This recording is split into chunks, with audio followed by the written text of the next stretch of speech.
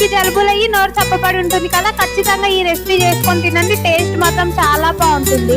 Boiled egg gravy curry అయితే చేసుకొని తినండి. టేస్ట్ మాత్రం చాలా బాగుంటుంది. చాలా ఈజీ ప్రాసెస్. చాలా రోజులు అవుతుంది మా ఇంట్లో ఎగ్ కర్రీ రెసిపీస్ చేయక. ఇంకా ఫైనల్ గా ఇవాళ అయితే చేస్తున్నాం. 4 eggs అయితే ఉడకబెట్టుకొని పక్కకు పెట్టుకోండి. ఫస్ట్ ముందుగా ఒక మట్టి పాత్ర తీసుకొని దాంట్లో ఒక 4 tablespoons ఆయిల్ వేసి ఉడకబెట్టుకున్న ఎగ్స్ వేసి కొంచెం ఫ్రై చేసి సైడ్ కు పెట్టుకోండి. ఈ కర్రీ అని చెప్పాను కదా, గ్రేవీ కర్రీకి ఖచ్చితంగా మసాలా కావాలి. ఒక 4 టమాటాలు, ఇంకా మన దగ్గర ఉంటే పిస్తా పప్పు లేకపోతే ఎండు కొబ్బరి వేసుకోవచ్చు.